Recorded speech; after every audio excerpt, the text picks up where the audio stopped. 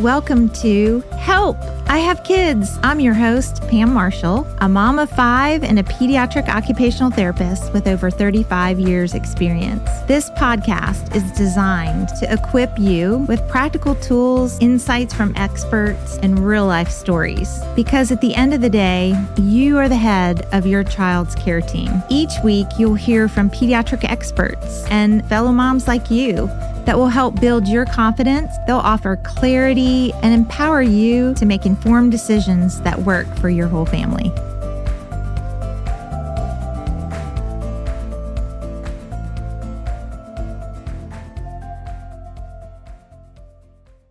Welcome to the Help, I Have Kids podcast. I have 2 very special guests with me today. I'm the host, Pam Marshall, and we have 2 physicians with us today.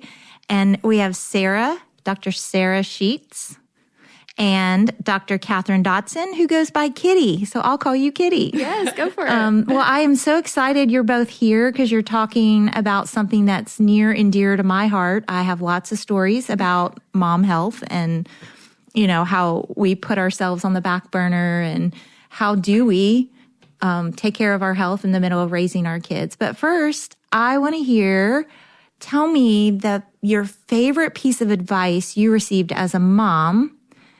So let me hear that first.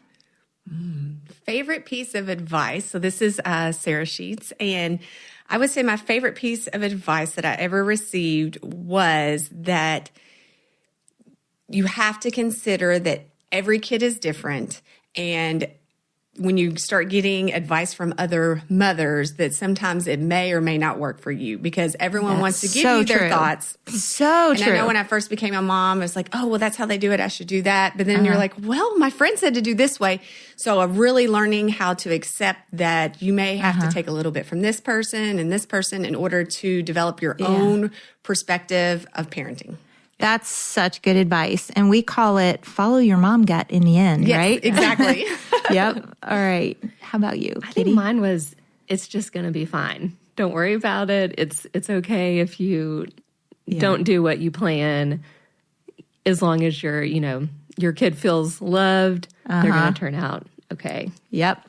And based on your smile, I bet you laughed a lot as a mom. Like you really have to. You have to laugh a whole lot.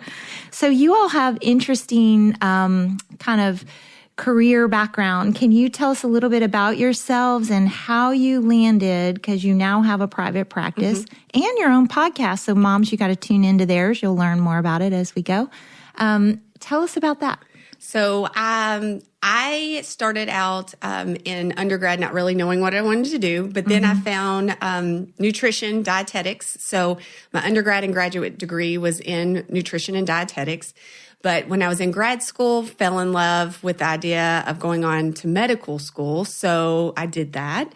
But really, when I started medical school, I had this idea that I wanted to still have this focus in nutrition. So went through medical training and decided to become an internal medicine doctor in primary care.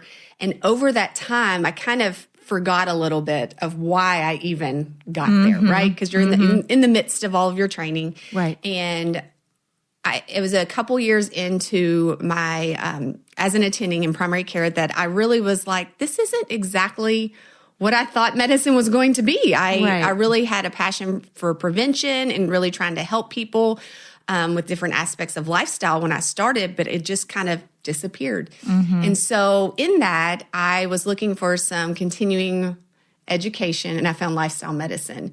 And I really fell in love with it. It has a basis of 6 pillars of nutrition, physical activity, sleep health, stress management, social connection, and reducing risky substances. So these 6 pillars, I was like, I thought this was going to be the staple of primary care and medicine. And I don't feel like I actually get to talk about that on a regular basis in my practice. So when I was pregnant with my 3rd child, my husband and I were talking. It was like, okay, maybe this is the time to, step away. I had a non-compete. We weren't going to leave Lexington. So when Alex was born, took the year off and really took the time to get certified in lifestyle medicine and find that love of and passion that I had that made me go into medicine again, because I felt like I had lost it. Oh, that's great where, to have that time, that space to be able to do that. So that year was very impactful. I'm very grateful for that year.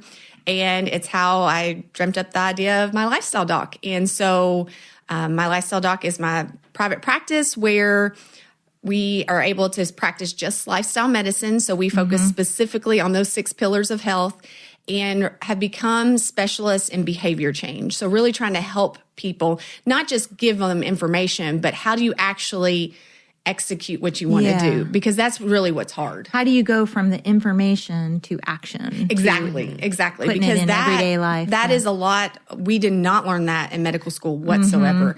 And so having that additional training and being able to help patients in that way and truly feel like they're able to fix and even cure some chronic conditions when they're able to improve their lifestyle, it is so rewarding. It's Atomic Habits. Yes. That book, Atomic Habits, just a little bit at a time. Yes. Like that's what works for me. Yes. Just pairing it with what you're already doing. And yes. So I love it. I feel like I'm finally doing what I thought I was going to do years ago, but it just took me a little while to get there.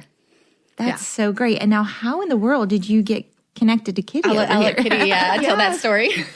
Well, we both did internal medicine at UK, but I was older than Sarah and went through that earlier. And then I was in Louisville practicing primary care for 10 years doing internal medicine and had a similar revelation as Sarah. Really, I felt like I was prescribing. You were treating chronic conditions. Yes. And so, one day I'm like, is it that these medicines aren't working? Why are all these people needing 4 blood pressure medicines, 3 diabetes medicines? I don't think it's that they're not working. I think it's that it can't outdo what people are doing all day. Right. And I really had no training in nutrition, thought lean cuisine was a good way to go. And you woke her up to the real truth, didn't you? And so I started looking at, would insurance companies pay me to follow patients around that are truly sick and help me, I could help them figure out how to fix it. And so somehow in that Google parade that I went down, I came across lifestyle medicine. And I was like, yes, this is it. Why aren't we doing this? Why wouldn't I do this? This is what patients need.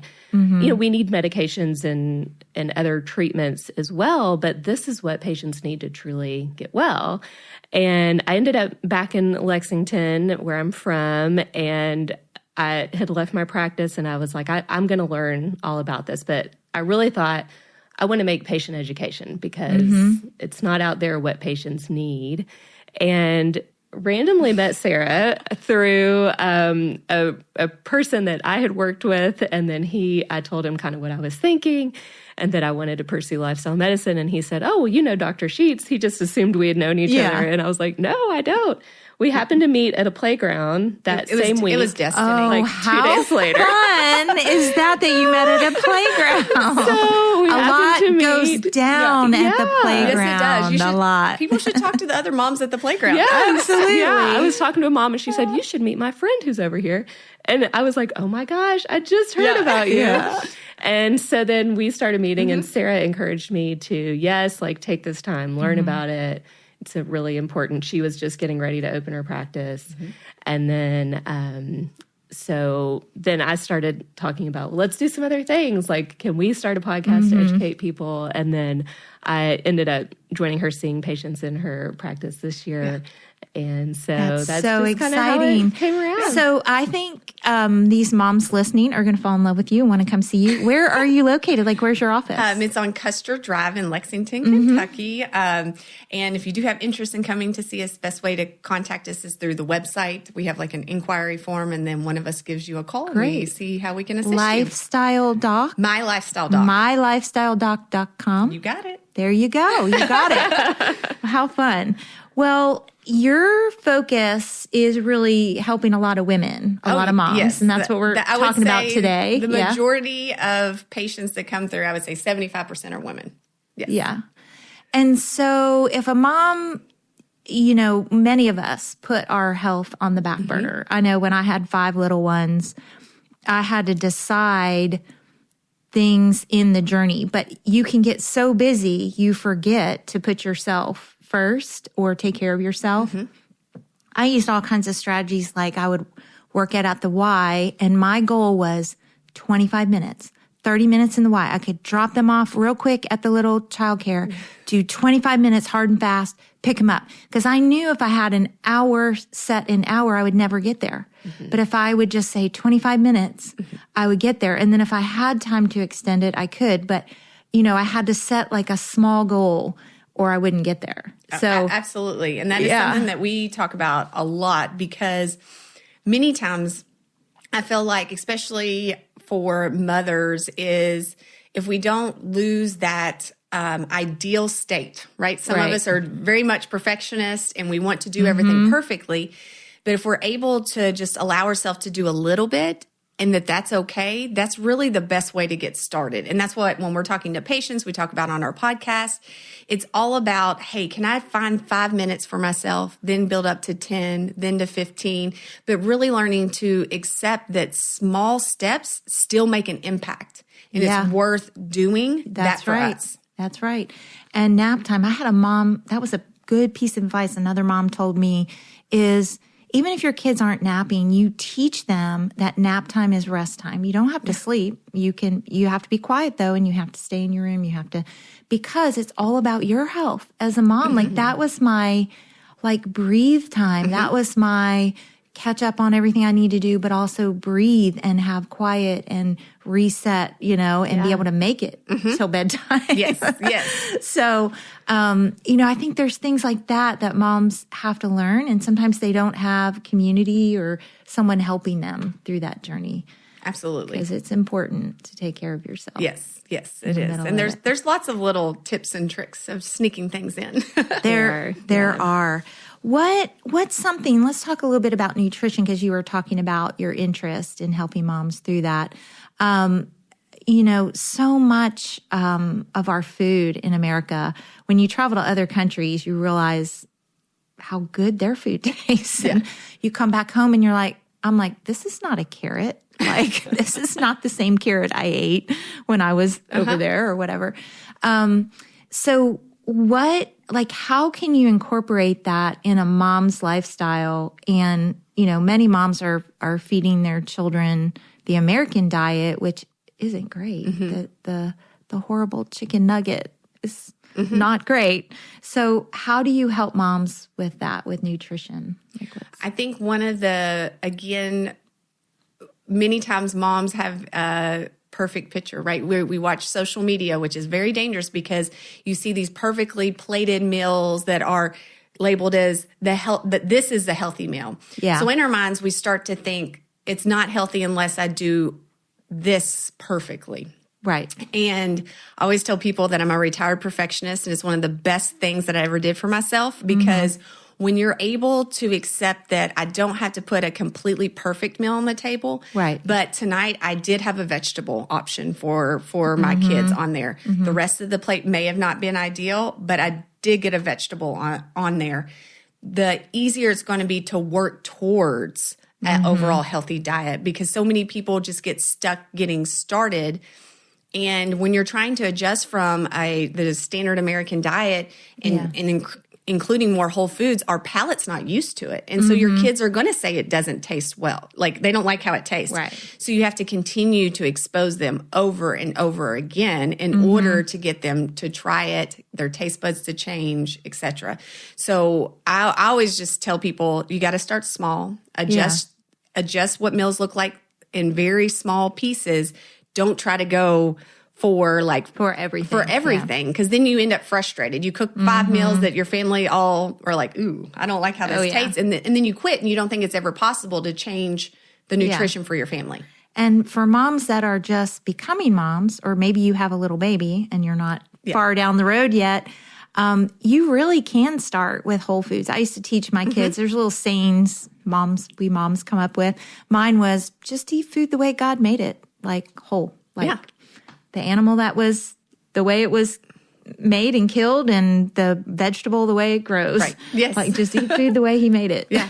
Yeah. And I would say too, don't get too caught up in, oh, I need to make sure I'm not having chicken nuggets or I'm not having this. And if you have a meal that's in front of you or in front of your family that isn't the best, let's say it's pizza, or let's say you do have chicken nuggets out there, is there something you can add to that that's going to bring some nutrient value? Can you add some beans on top of something?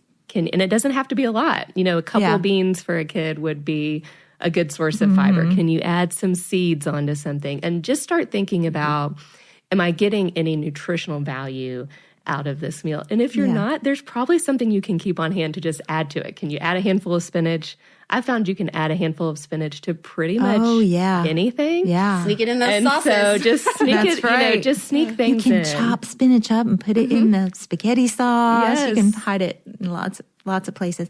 I had ADHD child that was very picky eater, but I knew strategies, and that kid would eat bowls of spinach salad with this blush wine vinaigrette dressing on it. I don't know why. He loved it. I'm like, have at it. Have as much dressing as you want. Eat that spinach. But yes, I really feel like that's where we can make it easier on us, is accepting that it's okay to not do it perfectly. Right. And make it more of a slow, gradual addition instead of thinking about subtracting everything at once. Yeah, those are good. Good. What do you have anything or any place to send a mom, like what's recommended? Because I find that we don't really even know what's recommended for kids. Like it was an eye-opener to me even before I had kids when I would go into daycares that were on like the National Food Program, and they would measure portions out. And when you see the portions, like for a 2-year-old, they're really small. Like the expectation of the quantity that a child's supposed to eat is very small, but somehow we have this idea because we are the nurturers. Moms, we take that serious. It's our job to get food in our kids. It's our job to make sure they're growing, they're on that growth chart. We take that seriously. And sometimes we have a distorted understanding of what that is. So, and then maybe a variety, like what type of variety of foods? Do you have something or a website or a place you send them? I would say many times, I mean, it's not necessarily where many people go to, but talking to your pediatricians, they do have these resources that have appropriate serving sizes based off children's age, etc. So I always encourage people to have that conversation. If it doesn't get brought up, doesn't mean they don't know. And so asking your pediatrician, because a lot of times they have great handouts and resources just to get you started. Right. And I think an interesting thing to note too, back when I was a first-time young mom, allergies weren't quite the thing back then. And we were just giving our kids peanut butter and, all the things. And then it swung the other way where don't do X, Y, and Z. And then they really decided, oh gosh, kids are developing more allergies, severe allergies. So now they're back to introducing these foods. So do you get many questions about that? Like moms just fearful of what to feed their child? We actually did a podcast with a local allergist addressing that good. Specifically. Oh, we'll have to go listen to that one. Yes, it's with Dr. Shauna Ritter on the Starting Gate podcast. And she goes over like how that pendulum, we had that swing. Yeah. And really the earlier the introduction, we've noticed a decrease in allergies. We're finally seeing it go backwards again. Yeah. So we kind of messed that one up. Sometimes that happens in science. Earlier, and the other thing she taught us that on that episode was the earlier and then consistency. Like you have to be consistently introducing it in order to really decrease that risk of an allergy. Yes. Sometimes as moms, we're like, oh, I'm just going to give them this little bit of nut butter. But then I did it, so I'm done. And she said that that's actually not ideal. You want to continue to do the exposure to actually decrease that risk. Yeah, that's good. Good to remember. And that's the other thing to think about that we've learned a lot about is just variety in plants in particular. And so if you can, try not to get stuck in that rut of, okay, I'll just give peas, check, I've gotten a vegetable. And you really want to try to introduce as many kinds as you can. And same for us as adults. We want to really try to be exposed to as many different plants as frequently as we can to have the best gut microbiome to support us and things. And just, look in the grocery store. We saw a pomelo this week, or I'm not sure if I'm even saying that right. Have you ever had one of those? No, I have not had that. Well, I was there with my kids and we were like, what is this big fruit we've never seen before? And so we were smelling it and I was like, well, let's get it. Let's introduce this to us. Yeah. And it was fun. And my son didn't love it, but he tried it. And my daughter and I both really liked it. And so, just be curious about what's out there and try to just keep trying new things or try what's on sale so that you do have that diversity and your kids see you trying new things. I think that's so important. It's so important to eat together as a family. Yes. Not just around the table, but together in terms of what you're eating, I'm eating, we're sharing, we're eating the same things. So I think it does take parents, if you're a really picky eater and you want your kids to be healthy and not picky like you, maybe it's going to take you being brave and trying these things and trying to overcome some of it. Because I think it really does go better when we as moms eat healthy foods and model that and share that with our kids. They're definitely watching. Yes, they are. They're always 100%. watching.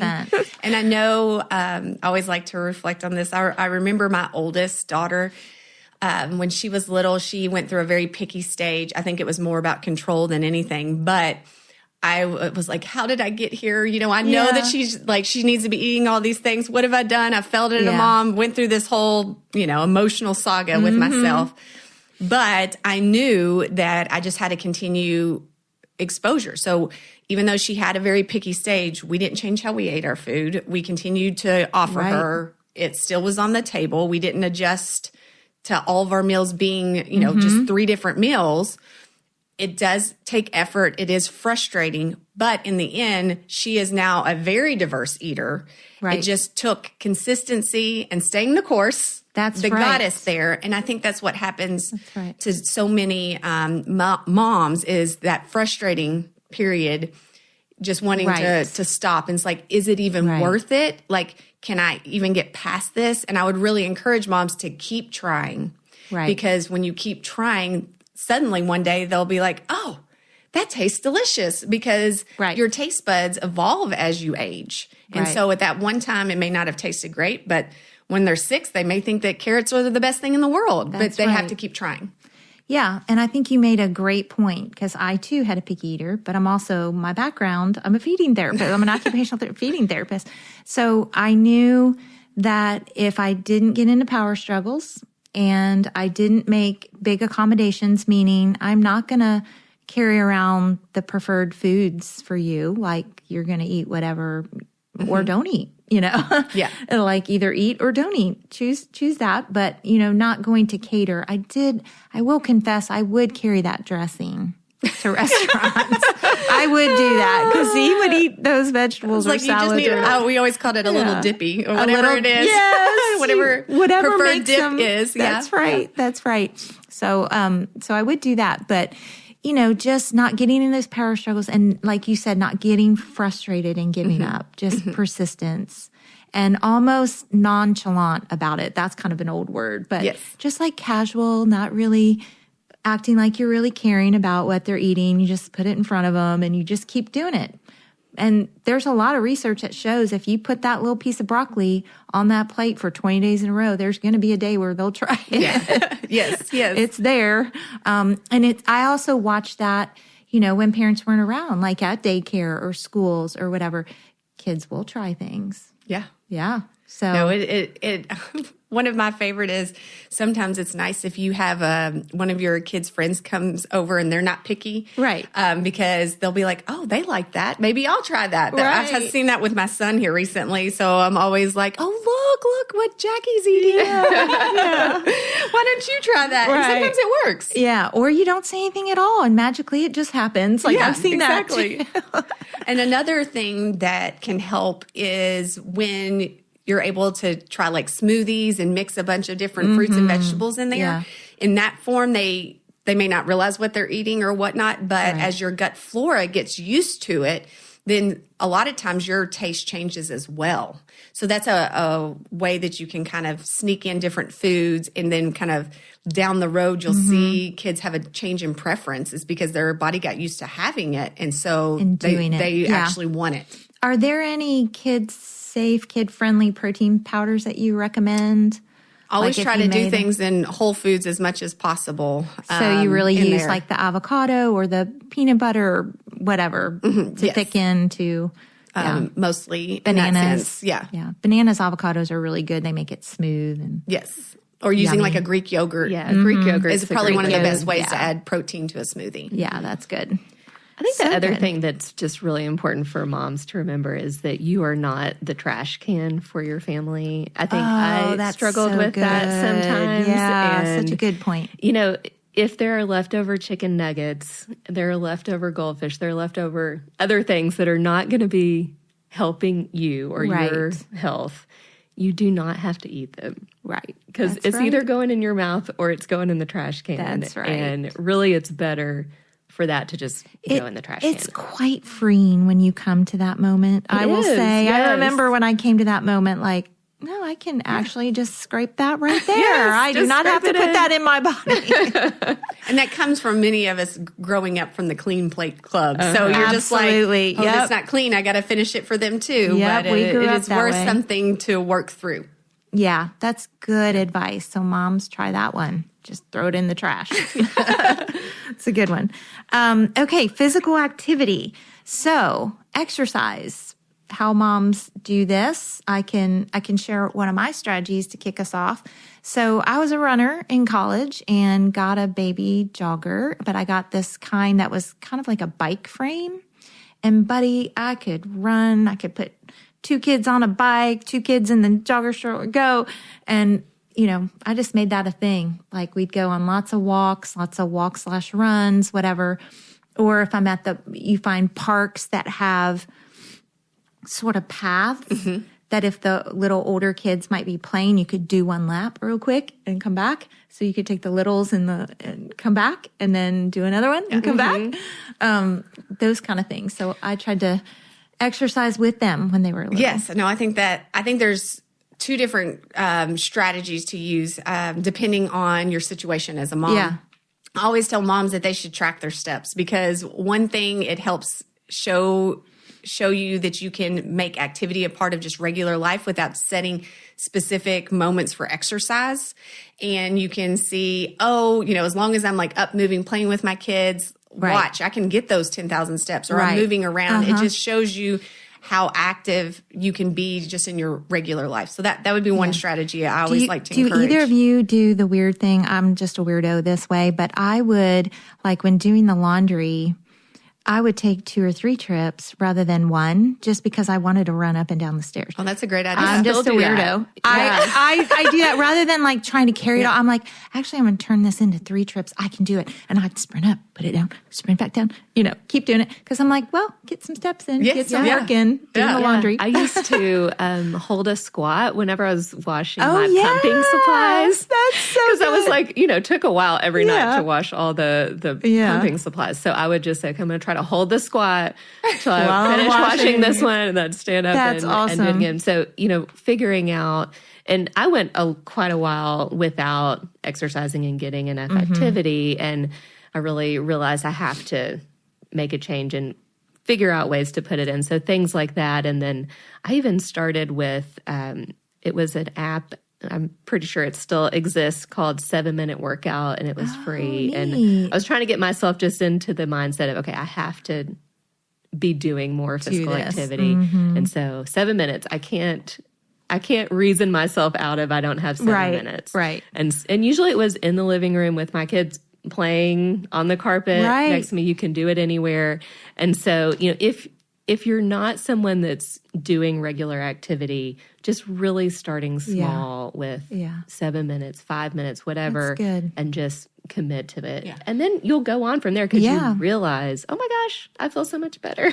And also sometimes just choosing to go outside with your kids. Like, because we have a long list of the to-do list, right? For the moms. And it's always pounding at us. And we're thinking if we could just send them out and we'll get some of that stuff done on that to-do list. But sometimes you just have to make yourself go out and go like, hey guys, I'm going to go out for 10 minutes and I got to go back in and do my chores. But getting outside and playing ball with them or doing whatever. Right. Getting There's lots active, of being ways active. to be active with your kids. Absolutely. And it's just pushing yourself to do that, making the choice. And then another big tip that I always tell people is actually scheduling your exercise. What I have found helping moms in general work on behavior change is a lot of times we will just say, okay, I'm going to start working out in the morning, or I'll do it after work, or X, Y, or Z. But until you make an appointment with yourself and put it on your calendar, everybody's going to take up your time. Like 100%. It's so easy that someone calls and they need you. But if you actually have a scheduled appointment and it's on that calendar, you are way more likely to commit to getting it done. So that's also another tip that I always give people. It's like, you've got to put it on the calendar and commit to yourself. And then to get it to stick, I always encourage moms to think about, how did you feel after exercise? Because many times, you won't do it because you're like, oh, that's foolish. That's not a top priority. But once you start seeing the actual mental health improvement that you receive from exercise, managing that stress, you realize you're showing up better for your family, your kids. And then you're like, I've got to do this because it helps 100%. me be better. 100%. And we all have different schedules. Some of us are stay-at-home moms. Some of us are working moms. Right. We all have different schedules, different income levels, but there's something you can do no matter what your situation is. And that's why I love exercise, because it's really an option for everyone. It is. There's so many free resources. I know. So many apps now.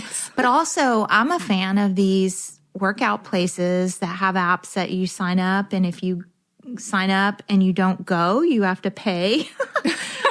That's really good. Get you there. Now I have to make sure I sign up, right? And commit and not just walk in the door like I do a lot of times. But I like that. The accountability. So those are good places to start and to really help yourself build that habit. And then once you have the habit, then it becomes so sacred to you that you're like, nobody's going to take away my exercise. That's my me time. It helps me feel better. I'm doing this for my family. And then it's a solid habit at that point. Yeah, that's good. And I think just to remember, as your kids get older too, and you end up spending a lot of time watching them at a ball field, at gymnastics, you're sitting watching your kids a lot of times. And so try to use that opportunity to walk. If my kids are doing a sport outside, I'm usually walking around that field. That's a great point. The whole time. Or I stand in the back of my son does something that's indoor. I stand in the back and march in place. And I know I probably look crazy, but you're not sitting on your bum. If anyone sees Kitty marching in place, don't make fun of her. That's her movement for the day. I just try to balance on one leg. There's a million things you can do. So I do that a lot to too. I feel so silly. I look like I'm stretching, but I'm really trying to balance. Yeah. That's funny. Well, sleep is the next big one, because I confess I was not a great sleeper raising my kids. I probably had 5 or 6 hours, much better now. But tell us about that. How do you work with moms on sleep and their sleep habits? I think one of the things that we like to emphasize first is how important it is, because a lot of times we see sleep as something that we can take away from depending on a mom's specific situation, that might be the only me time that they get. So they stay up later and take away from their sleep in order just to have that alone time, or they're trying to work up until, they have all their to-do list done and then try to go to sleep. All these things that we try to steal sleep from. But in the end, taking away from sleep is not helping our actual day go better. Yeah. Because our moods are going to be less stable. We're not going to be able to concentrate as much. It's harder to eat healthy when we don't get enough sleep. It's going to impact your ability to do exercise.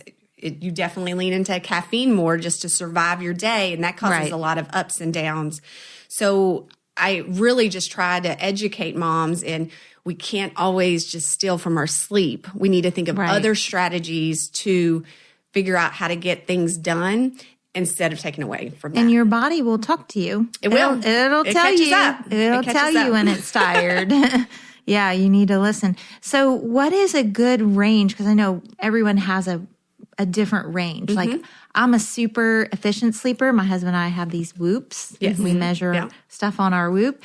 And he's not so much the efficient sleeper, but I'm very efficient. Like when I go to sleep, I'm out. I sleep solid. I can sleep through anything. So I don't need as much. Mm-hmm. He needs a longer period of time because he's not very efficient. He's waking up a lot. Yes. So how do you tell people if they don't have something measuring their sleep, what's a good range for a mom? 7 to 9 hours is the recommended range. And again, just like you have recognized, some people are more around the 7 range, and some people can be up to that 9 range. But going beyond that 9 range, there's not significant. It's not like you get more benefit. Sometimes it actually causes more harm sleeping beyond that, or should be a question of like, oh, I need to talk to my doctor. I feel like I'm needing Right. Is 9, something 10, off? right? Yeah. That should be a red flag that you have a discussion with your doctor. Or if you're getting less sleep, really considering, okay, is there ways I can try to add to my sleep? And our bodies tell us a lot They about do. whether or not it's enough. And so you have to take a moment to listen. You really do. I think you can get in the habit of, I was in the habit of, I thought I was fine on 5.5. I can function well on 5.5. And so that was my cutoff. And I did that Same. for so many years that I thought it was okay. Yeah. And then it wasn't until I realized, oh, I need to sleep 7 hours and Right. started doing that consistently that I saw the difference. And I was like, how did I do that I for know how so I feel. long? I don't know if you're like me, but I'm the kind of person that I don't need an alarm clock. Like I literally get up at the same time. I also was a runner, and we had to be up early, 5 a.m. workouts and that. So I'm on that 5 a.m. schedule, and it doesn't matter what time I go to bed or if it's the weekend. I mean, I might be able to sleep in till 6, but I have to work at it if I'm going to Yeah. sleep till 6. And so it's bad if I stay up, and the teenage years, I don't know, you moms that have teenagers, bless you. Because that about, we don't know those years that yet. about killed me, because they are late night owls and they stay up and talk, and their friends are over, it's late. And that about did me in, because I can't sleep in. And so I'm going to bed at 12, 1 o'clock, and my little 5 a.m. alarm clock goes off in my body. So, there are different seasons we go through that we really have to, and I had to learn to say, hey guys, I'm going to bed. And just And put that can myself be to really sleep. hard to do. Yeah. And it is important. I think there's kind of 2 different struggles you end up seeing. One is moms not making enough time for sleep, not stopping the laundry or the show or whatever to get in bed on time. And then the other is just getting poor quality sleep, and you're laying in bed scrolling. And so then, when you do finally close your eyes, you're not falling asleep. So taking time to actually shut down at night, turn your screens off. I found for me, I was waking up frequently when I had young kids, and I thought, well, my body's just so used to hearing the monitor, and I'll Right. never sleep well again. Always listening for the kids, I'll never sleep well. And I realized actually it was because I tended to do some late night snacking.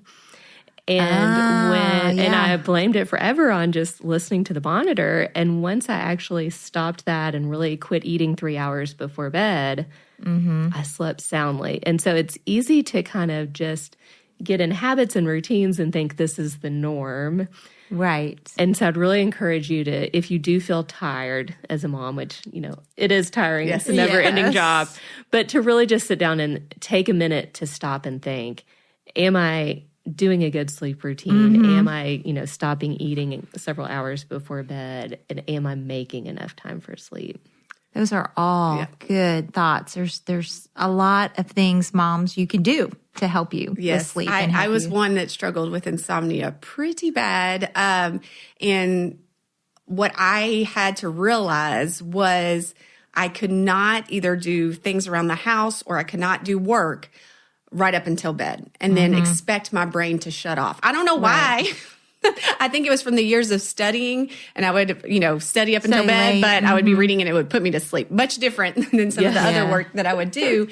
But once I actually made myself have more of a wind down routine, Kitty's going to laugh because I talk about this all the time, but Sarah loves a wind down routine. Literally, it helped my insomnia so much. If I literally made myself the 30 minutes before bed do something relaxing, and a habit I had to stop is my husband loved to have like pillow talk and like talk about, okay, what do we have tomorrow once we were in bed? And I had to shut that down because if I was in bed and he started talking about the next day, then my mind. Then your mind is going tick, tick, tick. All tick, I was tick, thinking tick. about was, oh my gosh, I got to get this done. Oh, he mentioned that. Am I going to forget it? I forgot to sign that paper. Exactly. And so we had to get in a better habit of having those discussions before bed, kind of going through the next day, et cetera. And if I needed to make notes, I always tell people your brain's going to ruminate on things. So if you need to remember them. So if there's something that comes up in conversation, go on and write it down, put it in your phone, put it in your planner. That way your brain doesn't have to hold on to it all night. And it will help you relax and go to sleep and have less of that next day anxiety that many moms experience once they hit the bed, because that's the first time they've had enough, they've slowed down to be able to think. Yeah. So if you actually slow down and think before you get in bed, you're going to have a decreased issue with insomnia. Yeah. And why do we care so much about our child's routine? We make them have bedtime routines. We read we to don't, them. We don't. Do it. Exactly. We don't do it. It's bath time. We read. We put on our pajamas and then we go to bed. Yeah. And the reason we're doing it for them is the same reason we should do it for us. Nothing 100%. has changed. Our circadian rhythm really likes routines. It tells our brain when to secrete that melatonin. So the more you are consistent and the more consistent your bedtime is and what you do before bed, then your body is ready to go to bed. And mom, something that helps me, we all have these little tips, but I have actually a night alarm, I call it. Yeah. My phone goes off every night at 9:30, go to bed. It tells me to go to use bed. that strategy for some of my patients that struggle, making themselves go to bed. Yeah. It is actually having a nighttime alarm. It's a unique sound that I don't use for anything else, and it goes off every night at 9:30. Yeah. It helps. Yeah. And I would say if your kids have a hard time winding down too, we frequently will do like a guided meditation as a family. Oh, and that's good. My kids can do it, and then they are ready for bed. That's good. They are really ready to go right to sleep after we do that. Just 5 minutes. I have heard a lot of families doing that, or having like an hour of quiet, an hour of silence, and people can read or do their homework, but they're all together in the family room or living room, wherever you gather, and they're all together and it's quiet. And I don't think I could get an hour out of my kids in quiet, but really even just a 5 or 10 minute guided meditation, then they're out, neat. They're ready to go. Yeah, that's great. Just experiment. Those are all your family. really, really good strategies. And now social connection. We talked about the park. I used to do that too. Just social. That was my social time at the park.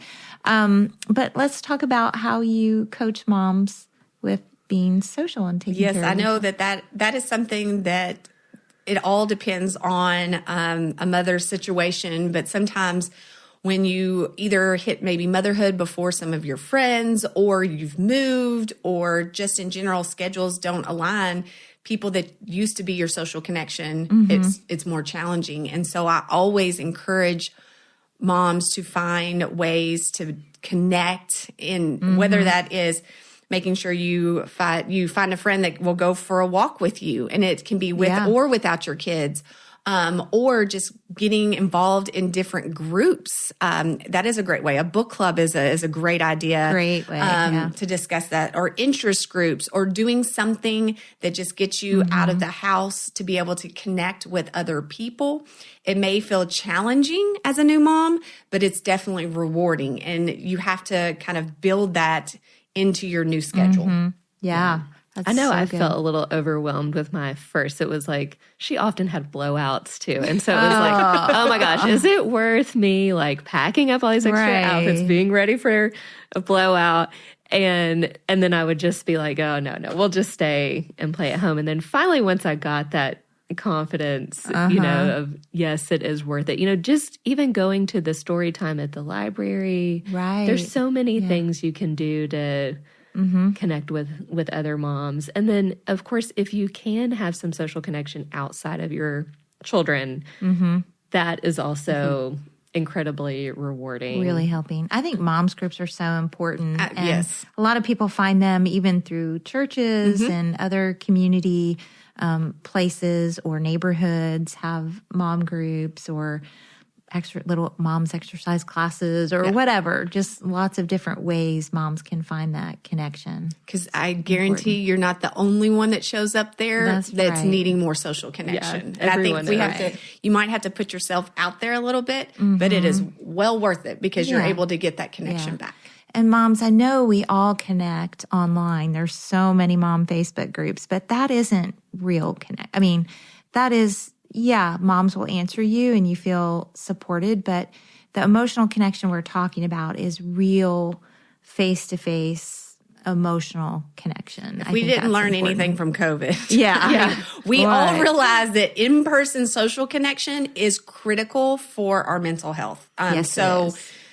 it cannot just be all online. Yeah. Right. And it's really what the research shows is the uniting factor, thinking about longevity. And that's such a hot topic in health right now. But social connection has been shown as what is underlying people that live long, healthy lives. So you can eat perfectly and exercise perfectly, but if you don't have that piece of the puzzle, your life will probably be cut short. So it really is worth you making time for it. And I think what I found myself not, feeling guilty about making time for that. But I think now that I'm better about doing that, my kids seeing me acknowledge that is important, I'm hoping will help them to make sure that they keep that important and for you them prioritize friendships. You Absolutely. build friendships and maintain friendships and prioritize them. That's really good. It's fun. The Blue Zones. Have you ever heard of that? Oh, we love the Blue Zone. Yeah. Love the Blue Zone. So studying, I actually was in a Blue Zone last year. It was very fun. But studying what makes people live, like areas of the world where a lot of people live to be over 100 or make it to 100. There's a large percentage of them that make it there. And a big one is the social connection and the family connection and the spiritual connection. Yes, absolutely. And I think that's important when you study health. That's a big part of it. Yeah. So moms, you can do it. Make a friend. Maybe you'll be the one to invite a neighbor or someone, another mom through school or through neighborhood or sports activity, and you be the facilitator, maybe. Yeah, put yourself out there. Yeah, get it going. Okay, so risky substances. Let's talk about that because moms can fall into, I feel like maybe it's backed off a little bit now, but during COVID, I felt like wine was being pushed You are 100% on correct. every mother in the world. Everywhere I would go, I would be like, oh, I need wine. Oh, there's all this wine. You're everywhere. right. I really think COVID gave this messaging as a mom needs wine to cope with life. And Right. It was a dangerous Yeah. message. We saw the Yes. repercussions in healthcare and the dramatic increase in alcohol consumption and the poor outcomes that came from that. Yeah. Thank goodness we've started to reverse some of that where, alcohol consumption is now coming back down from COVID. And I so think good. the messaging has gotten out there. And we've just realized in research, our previous message was, moderate consumption for women, one drink of alcohol a day is okay. Like there's no repercussions, but we're actually showing that truly the statement should be no alcohol for our overall health. And if you do decide to consume alcohol, it needs to be less than that previous recommendation of 7 drinks a week. So we have to find other healthy coping mechanisms 100%, for our stress. And a thing a lot of women don't realize is high alcohol consumption actually is going to increase anxiety in the long run. In that moment, it may help bring down that pressure feeling that you may be experiencing, but it doesn't overall decrease anxiety that can build up from high consumption of alcohol. It messes with your sleep. We talked about the importance of sleep, using that as a way to fall asleep. You actually get poor quality sleep. Yeah, even if you get feel the like same you're amount, falling asleep. Yeah, but all it takes is wearing, as I have my Oura ring on, you talked about your Whoop band, wearing one of those and paying attention to your sleep, drinking before bed or not drinking before bed, you quickly see the difference in your results. And I just think in general, we have to find healthy ways to cope with our stress. It's not wine. 100%. That's so good. Are there any other substances you're seeing a trend that moms are using? I think CBD and marijuana and, marijuana gummies and those types of things, marijuana drinks are becoming more I and noticed more that's really becoming a thing, the marijuana drinks. I'm like seeing that all over. Now my eyes are open to it. Yeah. I'm like, huh. I mean, I think it's that when you are a mom, especially of younger kids, although I may change, I don't have teenagers yet, so I probably will feel the same way even as a teenager. And you're on all the time and you're wanting to be a good present person and supporting everyone. It can feel like I need to just quickly unwind and relax. And you've done that before with wine or other alcohol or marijuana. And so you realize that helps you unwind and finally lets your mind be quiet. And so that feels good. And then that becomes a habit. And then you kind of think that's the only way I can do it. And so if you are someone that's doing that, I think if you're doing if you're having wine with your friends and enjoying a great evening, I think that's or fine. A special Valentine's Day. Yes, right. That's much different than using nightly it to quiet everything that's going in your mind. You really need to stop and think about, is this just a habit or do I need to learn how to do something else? And reach out for resources on how to do that. There are a lot of different things, and some things will work for some people. Other things will work for other people. Exercise is a great way to help. To do it. But you probably need other tools too on just how to quiet your mind so that you don't have to reach for a glass. If you're fortunate enough to have a spouse or a family member who can also do it with you, it is fun to do sort of detox programs. I know my husband and I are finishing Whole30. We do that periodically every now and then. But, it's no sugar, obviously no alcohol at all. But not having alcohol is not a struggle for me at all. But it's good if someone is struggling to go through something like that with a close friend or a spouse or something that can keep you accountable. And it is very freeing when you have control. And that's all that it is. It's not, the diet. It's not a diet. It's really just about having control to say no. I mean, having control to just go, I don't need that. Right. I'm all right. Yeah. I got this. And then when you see yourself be successful at that, you build that confidence that you can keep going with it, that you can take the next step. And so, that's, I don't know. I love the idea of dry January. Everyone has different opinions on it, but I think because it's become a normal thing in society, it shows people they can go out and do something and say, oh, I'm doing dry January. And you learn that you can be in certain scenarios and not need that alcohol to have fun or to have a successful situation. So just like you mentioned, the Whole30, those things are very helpful in building that confidence that, yes, I can do something without having the glass of wine or whatnot. Right. So when you do choose it, you're choosing it just because of that specific situation, not because you have to have it. Not because it's an emotional need. Right. Yeah. That's really good. So good. And something we talk about a lot are habit loops. And when I'm working on someone that's trying to break the habit loop of having a glass of wine every night before bed, because that is their wind down, right?